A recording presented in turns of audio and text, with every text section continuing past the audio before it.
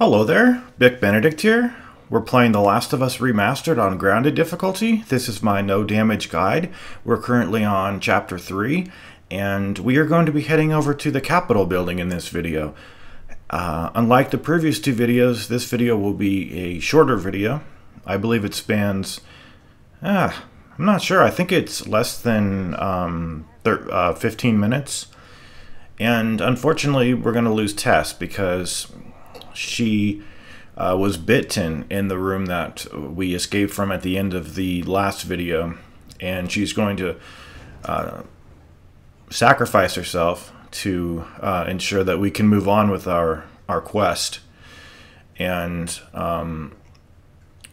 there isn't really too much that's potentially going to challenge you. I mean, there's a stealth section that it's a two-phase encounter, and of course on grounded difficulty they remove the checkpoint, so you're not given that luxury. The next chapter will be Billstown, which I'm probably not going to be able to refrain from calling Bixtown, but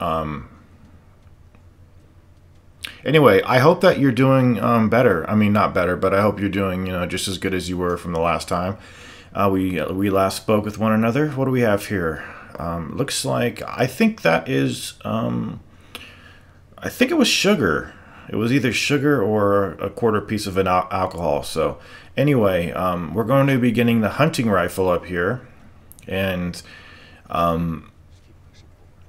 Tess, by this point, is going to be staving off the... oh, she already did, at least. She bought us some time. Anyway, when you come on in here, there's going to be some vitamins on the, I don't know what you would call that, the podium area. So just press X while you're running to jump like that. It's strange how they assume that you would know how to jump there in a game where you cannot jump. But here's the hunting rifle, and then here is where the encounter will start. Now, in this room, there are not too many enemies. There is a black guy at the end who guards the area. There are only 4 enemies in total on this section, so well, let me just say this. 2 of the enemies will come into this quadrant and the quadrant that we just left. Now this guy will choose to do either of 2 things. He will go the way he's going now, or he will go to where we are. So whatever way that he goes, just circumvent the desk and just play it by, however his actions are, and you'll take him down. And then this guy over here should be ending up round about where we are. Sometimes I've had him come right behind me, actually. He came from the same direction that the other guy did, but I think I may have done something to cause him to deviate from his course. But the thing that he just did by coming in the door that way, that's what he usually does. Now, the remaining 2 enemies are in this quadrant over here, and one of the enemies walks around at first, and then like I said, the black guy guarding the door, he only moves after you've killed 3 of the 4 enemies. So once you silently take down this guy over here, as I would suggest that you do, then he will move. So even though the conceit is that he doesn't hear us having done the stealth takedowns, because if he heard us then he would aggro, he moves as if he has some omniscient knowledge that he shouldn't have. What I'm trying to do is I'm trying to lure the guard over here into this quadrant, but I always have a hard time getting him to come in here. So there is a possibility that you flat out cannot have him come in here. I'm not sure. I just always struggle to get him to come over here. So what I end up having to do all the time is to just track him down. Now, you're inevitably going to get the warning indicator over here, but there's a lot of furniture over here and painting. See that painting? The black guy at the end of the hall, he's far away, and there's a lot of objects in between you and him. Notice he starts to move at this point. And you could do one of two things. Now you can either go track him down and kill him, which is kind of pointless, or you can just move out of the room. He has no influence on the next part of the fight, and he drops nothing either. So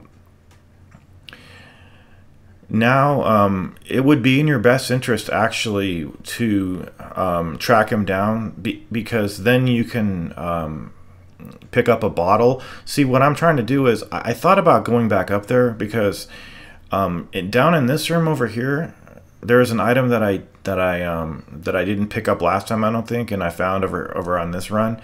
But to my knowledge, there aren't any bottles down here to cause any distractions. So you would definitely do better than I was over here to have something to throw and distract an enemy. Because in this room, there aren't any bottles or bricks, so it's quite annoying. So what I would do is I would take out that black guy. You know, he's the last target up there, so he wouldn't be hard to take out. And then find a brick or a bottle to come down. You'll be better served over here if you have a brick or a bottle, because then you can throw it either at this point or at the point when both of these guys are in the room. Get them to go, you know, the opposite way you're going.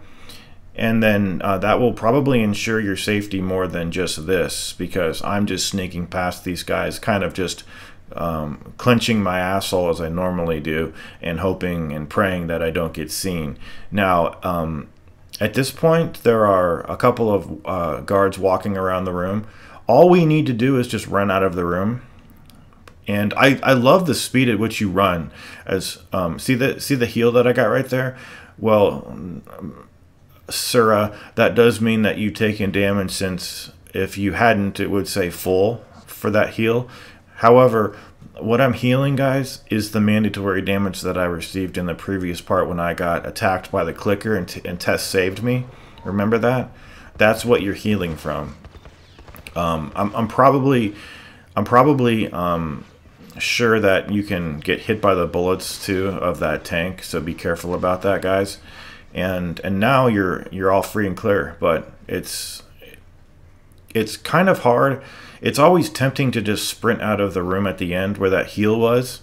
So just make sure that you're in the clear. I mean, if you don't mind taking a bullet, you can just run out. You're going to get staggered a little bit, but you can run out. But for me personally, since I had to do it without getting hit, since this is a no damage guide, I had to be extra sure that those two guards, I had, you know, clearance to take them out. Now, these two guys, I think you can avoid killing them completely. However, if they're moving in the direction that you need to go, then I would recommend taking them out. I hate the obscurity of this this pollen spore mist over here. But I think I end up just walking past this guy. There's nothing over here to pick up, so, and you're not going to get any drops from the victims. So see, it's a lot of these sections in this game, they look really intimidating. They really do. And you know what I also discovered? That when I was watching my previous playthrough on Survivor, because I was trying to find out what the HUD displays. The HUD displays your health, it displays the number of shivs you have, and it displays anything that you can potentially craft. It has a wrench icon if you can craft something, and it also this difficulty, they remove your oxygen indicator, so that you really can't tell if you're going to drown. But you see the stupidity of that kind of thing? Morons. So what would you do, Buck? This is a collectible. It's not an item. What would you do, Buck, if you were making a grounded difficulty? Well, if I was making a grounded difficulty, by the way, the only thing in this room is a vitamin, 5 vitamins over there, and some scrap metal pieces. There's an artifact over to the left, but it's just a collectible, and I can give two shits about collectibles. And what would you do, Mr. Buck Benedict? What would you do for a grounded difficulty? Well, it's quite easy, guys. Very quite easy.